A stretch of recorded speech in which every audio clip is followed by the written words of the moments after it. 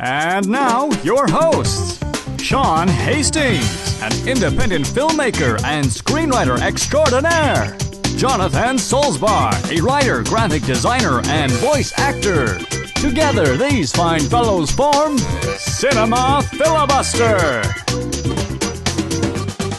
And welcome to Cinema Filibuster. I am Jonathan Solzbar. And I am Sean Hastings. How are you, Sean? I'm not bad, John. How are you? We've haven't done this in a while, and that's how we're going to start every podcast now. Yes, we haven't done this in a while because I know everybody listening is going, "Yeah, we know you haven't done one in a while, you putz." But we're here now. We are, so enjoy it. Count your blessings and bless your counts.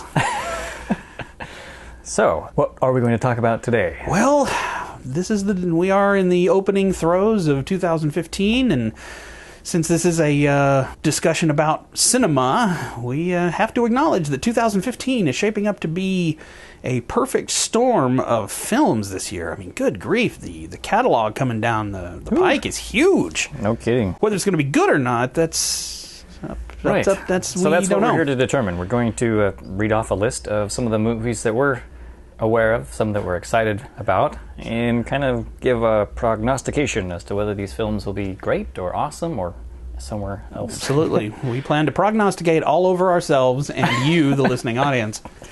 What he said. What I said. This is actually Sean's idea, so... Yeah, blame me, thanks. Now it's going to tank and everybody's going to go, "Hey, it's that guy's fault, he's stupid."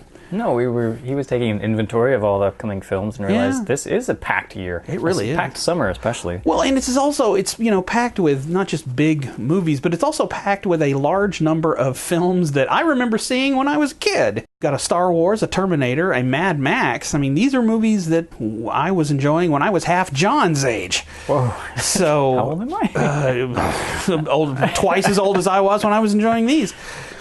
I've always been of the opinion, okay, do a remake. If it's a good movie, I don't care. It'll be a good movie no matter what. But a lot of times, in this, because it's turned into a horrible habit. I mean, we've retread Spider-Man in less than a decade. It's good that you bring up Spider-Man because major news story is that Marvel has regained some of its rights to Spider-Man. Well, they've got the rights to use the character Spider-Man in the Marvel Cineverse. Okay.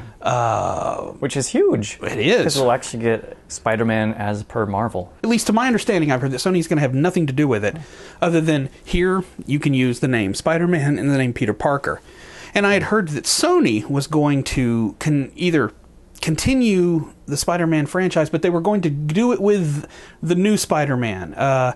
He's a Hispanic kid, and for the life of me, cannot think of his name. Miles Morales? Miles Morales, yeah, that they're thinking about continuing along the vein of Miles Morales, whereas the standard Marvel Universe would use Peter Parker, I think. I mean, this is just little bits of conjecture I've heard from various other news sources. What we want to do, make sure that we actually get through our topic today. Sure. Is to hit each of these movies maybe 2-3 minutes tops, if possible. And make predictions about how good they're going to be. And we're going to use a star method, 1 through 5 stars, 1 being, Sharknado, and 5 being Schindler's List. All right, so we'll take a turn, and neither one of us will spend too much time, and I'll force us to adhere to that. Yes, please.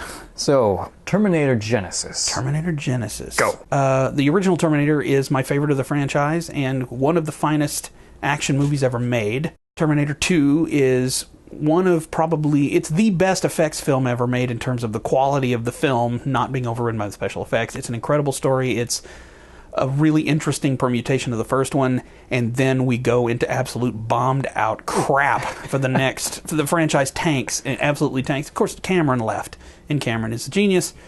It's an interesting premise. It's basically Terminator meets Back to the Future 2, where Marty is sliding under the car that he is in with his mother, the young version of his mother, and it's all this playing with time, and I like the idea that they're going to be playing with time a little bit more. Do you like the idea that they're kind of rebooting? A little bit, and they're rebooting in the same way that Abrams did Star Trek. It's a time hiccup. It's an alternate timeline is what it's going to end up being. So I detest the least of all of the ones that I saw coming up. The third one, I thought this was going to be crap. Fourth one, I thought was going to be crap. But this one, all right, I'm going to give this one a chance. I'm going to predict 3 stars for this one. Wow, 3 out of 5. 3 out of 5. It's not going to be the original 2 by any means, but it'll be taking it in a different direction that the last 2 didn't. All right. No, forget stars. It's a moon. A moon. That's no moon. That's it. Okay. That's anyway. it. Yeah. No. All right. Mad Max Fury Road. I have seen multiple trailers for this film. Yeah. I have an understanding, if not an appreciation, for the original Mel Gibson film, Mad Max, and then Mad Max 2. The Road Warrior. They're considered... Okay, Road Warrior, and then Beyond Thunderdome. Yeah. My dad told me that he loved these films when they first came out. Oh, yeah. And then he rented them, showed them to my mom a few years later, and was like, gee, there's some content I forgot was in these. Yes, they're definitely a graphic depiction of a collapsed society. But based on what you've talked about, the writer, producer... George Miller. Wrote and directed the first two. Who's all behind three this. of them, actually, yeah. He's basically rebooting his own series. He is. I think if anybody's going to make a good Mad Max movie, it's going to be that guy. I agree. Because Mad Max, the first one is my favorite. I like it better than Road Warrior, which is kind of counterintuitive. Usually most people like the Road Warrior better. But the Road Warrior is generally considered probably one of the top 2 or 3 finest action movies ever made in terms of the story, the action working with the story, and the quality of the action. Because it's in Australia, and they had so many stuntmen over there are nuts. They'll do anything. And they talk about that on the DVD of the first Mad Max, how they were driving stuff off the road into bogs, over bridges. Nobody cared. They said, all right, I'll do it. It's great. You want me to do what? Fine. I'll fall out of a helicopter, whatever you want. And from what I've seen of this one, he's keeping with his same formula, only it's kind of, he's throwing in a little CGI around the edges, but he's keeping his roots of real car stunt action. I think this one will be 4. I think this one's going to be 4 because it's going to be good because George Miller, even when he did a movie about a giant pig, a giant razorback pig that tormented a small town, a movie called Razorback, mind you, it was actually pretty good. So if he can turn a movie called Razorback into something good, this should be no problem for him at all, as long as he hasn't, lost his touch. Sold out to CGI. But I don't think he did. I think I'm looking forward to that one more than most. Jurassic World. Go. Ooh, Jurassic World. Well, Jurassic Park and Schindler's List both came out at the same time, so you're kind of seeing Steven Spielberg doing both of the things he does best. I cried along with Dr. Grant when he saw the landscape and asked him, "How did you do this?" It looks spectacular. None of the characters sang to me. I'm sorry to say, I'm thinking it's going to be 2 stars. I think it's going to be a beautiful looking film with a lot of neat stuff, but I have a really bad feeling that I'm not going to care about any of the characters. So, an abysmal 2-star prediction for Jurassic World. Not being hopeful for that one. Okay. Well, that brings us to the Avengers Age of Ultron. Well, I think that Mr. Whedon laid the groundwork. The Avengers have come together. They function. If not perfectly, they function. They do. I think we can jump right into the meat of an antagonist. And it will. The themes, the action. I think everybody who's seen any glimpse of footage is already prepared for this to blow the previous film out of the water. Yeah, it looks, even down to the whole thing about when they're all in the living room and everybody's taking bets on who can pick up the hammer, and Steve Rogers almost does, because it happened in the comic book. Captain America is one of the only couple of other people in the whole Marvel Universe that's ever picked up that hammer. I feel that for an enemy, Ultron, at least has been depicted so far, is so much more of a threat than Loki ever could have been for the Avengers. Yeah. Ultron's, even in the comic book, Ultron's a problem. When he shows up, bad I think the stakes are going to be high. Very. There's still going to be plenty of humor, but I think there's going to be some casualties. So, well, Josh Whedon I have never seen a movie visit I didn't like. So 4 stars from John for the Avengers Age of Ultron. Just for my parting words on it, it might very well be the best film of the year, I'm predicting. Whoa. That's what I'm predicting, that it will be the best film of the year. But, all right. Even better than Star Wars Episode 7! Well, we'll get to that later. No, that's next on the list. Oh, is it next on the list? Well, okay, it's not. Fantastic Four is going to be in theaters sooner. Oh, the Fantastic Four. But we can both jump in about Star Wars. Okay, well, I think that's fair. We'll have to both jump in. Okay, Fantastic Four. Well, as I have proclaimed many, many times, the Fantastic Four, you look at the series, you look at the comic book, and you have a theme, you have a situation, you have characters, and you have themes, and you have this setup that works. It's obviously worked. It was the most popular comic book magazine through most of the 60s and into the 70s. It's a formula that the people like. Now, we're going to make a movie about it, so let's completely change up everything about the formula except the names and the powers, and maybe you'll like this too. No, it doesn't work that way. You're not going to get a good Fantastic Four movie until you set it in the 60s and have it all happen, do a period piece. That's exactly what I would do if somebody threw the money at me. This film would take place in 1965, before the moonshot, and it would be a period mid-60s, Kennedy, Johnson, I guess it would be 65. It wouldn't be Kennedy, but it would be Johnson, It would be that world, the world that the FF grew up in, the world that we know them from. And that is the only way you're going to get a successful Fantastic Four movie, because it's such an odd mix of stuff. It's a family situation that it needs to be, but it needs to be a family situation in an age where that meant something. And yes, I guess it is a commentary on the world that we live in. Family situations don't mean hardly anything anymore. And I think that's why people are trying to change it, is because the family thing doesn't sell. Nobody wants June Cleaver anymore, as evidence of how the Leave It to Beaver movie did. But you set it back in the 60s, back when family meant something, and I think we would see what we are lacking now, in a sense. It would be kind of so this movie, I'm going to give it a half a star because they veered so far from the Fantastic Four. If they called it something else, if it was Super Force 4 or something, okay, that'd be fine. Then make it whatever you want. It could be a good movie in that respect. But you're treading on something that already exists, and you had something good that you changed up inexplicably. I don't even get why people do that. Modernizing it's one thing, but they're changing. They might not. I could be totally wrong about it, and I hope I am. I want to see a good movie, and maybe I'm just still shocked from the last Fantastic Four double thing. But I'm gonna say half a star. It's okay. Moving on. Not so Fantastic Four. Not so fantastic. The fundamentally changed Four. Let's just go ahead and jump to the one that we really want to talk about, which is Star Wars, Episode 7, The Force Awakens. The Force Awakens, the big SW. I didn't know the Force was asleep. I don't get that title at all, because I don't see Awakens from what. Of course, I guess we'll find out. We'll watch the movie. If you think about where Return of the Jedi left off, there was one Jedi in existence. Right. And if Luke didn't do anything with the Jedi Order, as the recent decision to non-canonize all of those books suggests, then the Force effectively died out with Mr. Skywalker until this new time when... Oh, is that what's... Okay, that's... I didn't... Oh, you didn't know that? I didn't know any of all of that. All the expanded universe is considered a legend. So, well, I knew that. I just didn't. I had no idea what any of the expanded universe was. I just watched the movies. I don't. Luke Skywalker, according to the films that we have seen so far, episodes 4 through 6, has never established any kind of Jedi Order. No. And he has no impetus to do so. He's the last of his kind. The whole galaxy feared Darth Vader, who was supposed to be the last of that order. Yeah, true. Why would anybody welcome the Return of the Jedi? Because it was a good movie.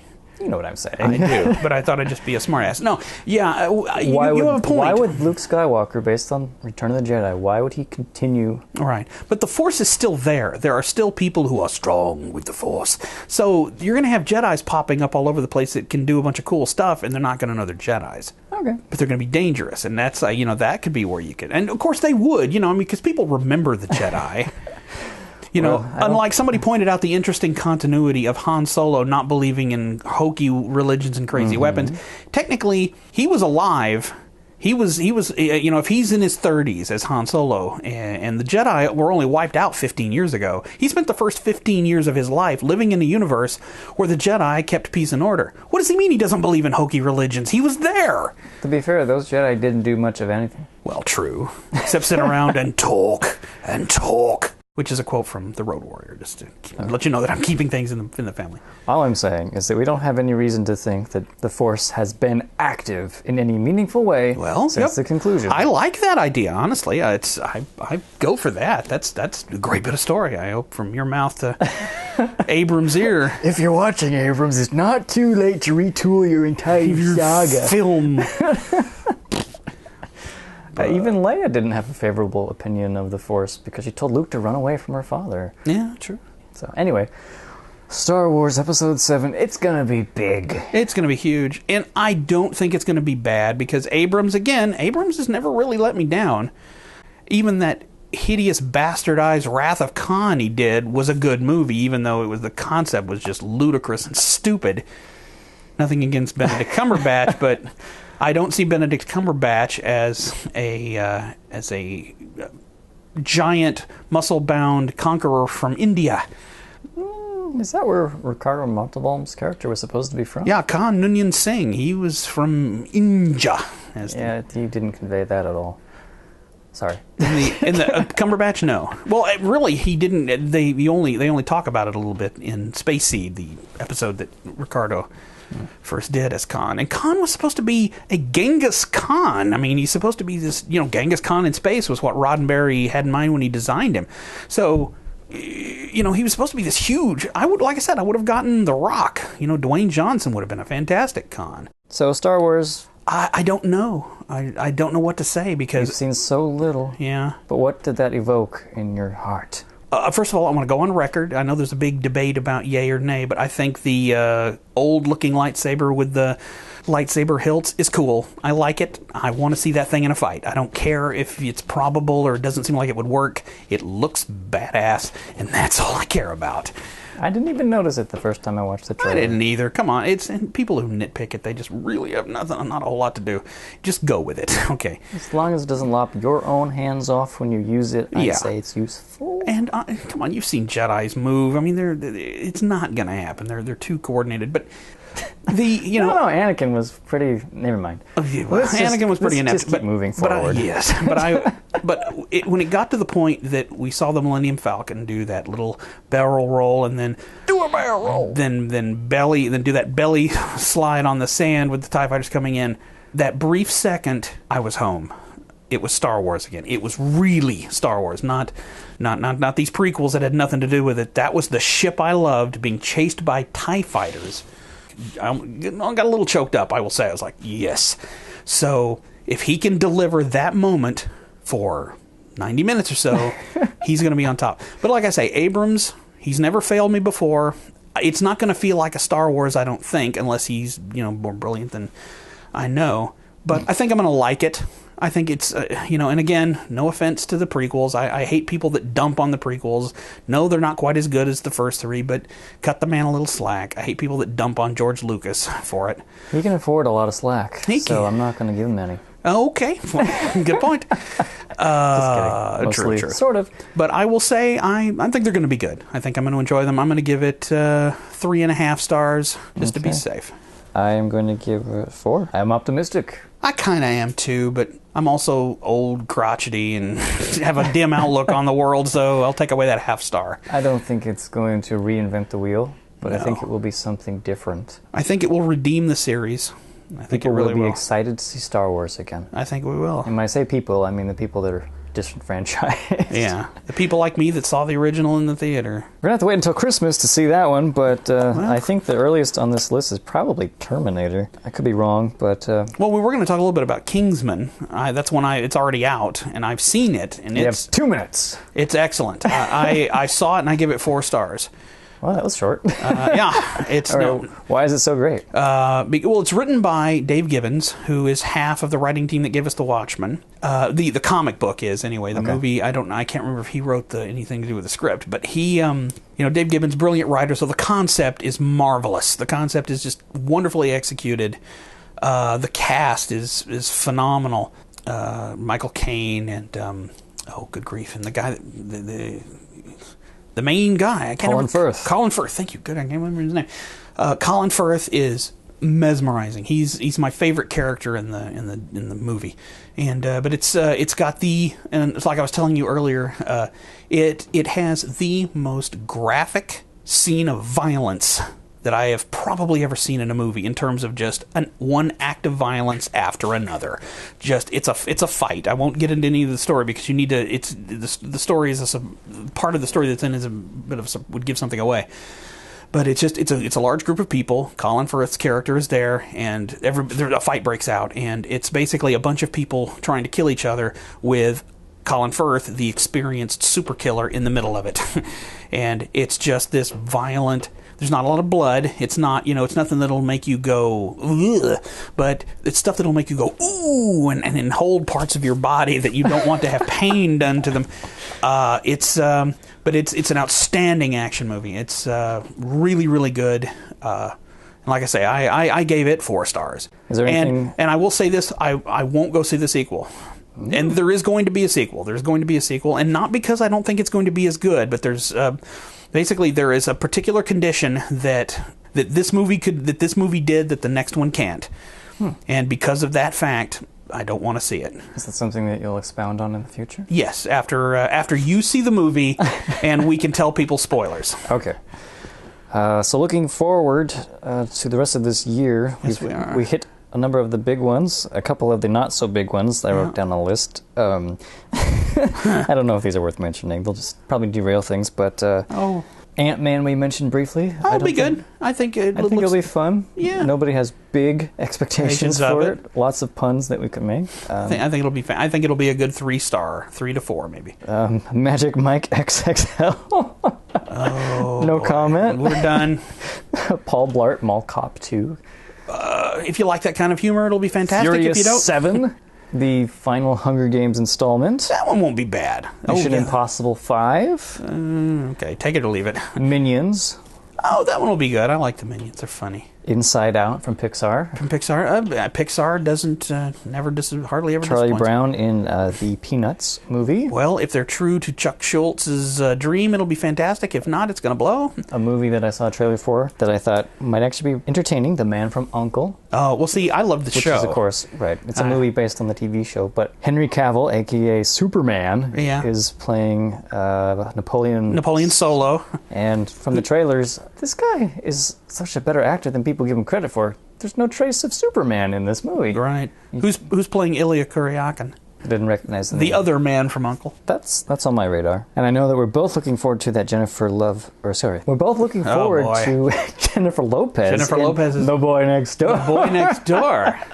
Absolutely. Another rom-com. An older woman, a younger man. Oh, that's fine. I think that's that's perfectly acceptable.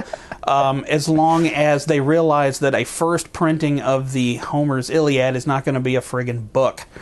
What are you saying, John? Well, that was it's something I saw on the internet, and of course, this was even the first time I'd heard of the movie. I hadn't even known the movie was coming out until they said, "Check out what they did in this stupid movie." Well, of course, as we know, it's an older woman and a younger boy, but they connect. They connect on a very attractive older woman. Very attractive older woman, but they connect on a level of literature. Ooh. So he shows up. Well, I bought you a present. What did you buy me? And she goes, here, and it's a copy of the Iliad by Homer. The epic poem, and she opens the book. It says, like the flaky scroll from which the parchment was. She opens this very small bound leather book.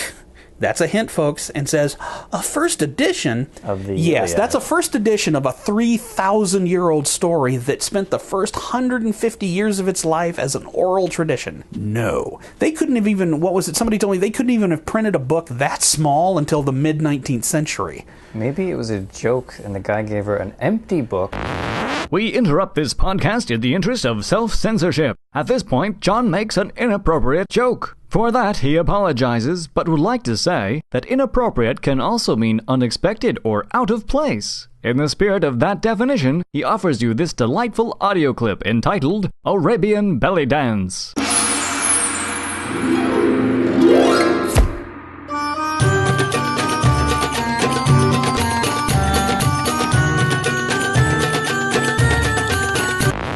And I've heard about this movie where this young lady is tied to a bed and beaten with tea bags called 50 Shades of Earl Grey. We're not even going to talk about that, folks. I don't even want to. It's already hit theaters. I don't want to hear. I don't want to. To quote Joe Don Baker in the remake of Cape Fear. I don't want to see you. I don't want to hear you. I don't want to smell you. Now leave. Yes. I don't want to know about 50 Shades of Grey. Some people would say that the best film of the year has already hit theaters, that being 50 Shades. So maybe this entire podcast is moot. What do you think, Sean? Oh, no. I don't think it's moot at all. Good answer. I think 50 Shades of Grey is a bunch of crap. Anyway, it's forget it. I don't want to talk about it. You don't like it? I don't care. I'd say this is a great place to wrap up the podcast. I think so. We're 2015 done. is an exciting year in movies. It is, and we're gonna kind of cover more of it as it happens. Sequels, remakes, and maybe 1 or 2 originals. I basically get to, John, look at it this way. You get to relive my teenage years with me again, watching Terminator, Mad Max, and Star Wars all over again. Wow. That sounds like a ride. We're in for a big one, folks, and we'll come back, and as each of these movies come out, we'll see how our ratings lasted through it, whether we guess too high or too low. I think we guessed too low for The Boy Next Door. I think that's going to be a solid 4. Okay, I'm kidding. I'm going to go now before Sean hurts me. No, I'm not going to hurt him.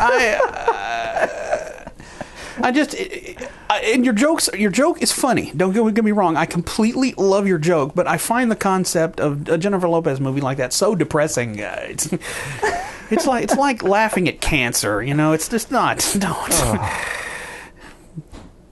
I can't think of anything funny to say about that. Neither can I. All right, then. I guess we'll leave these people in peace. Until next time, I am Jonathan Solzbach. And I'm Sean Hastings. Thank you for listening. Adios. And color us gone.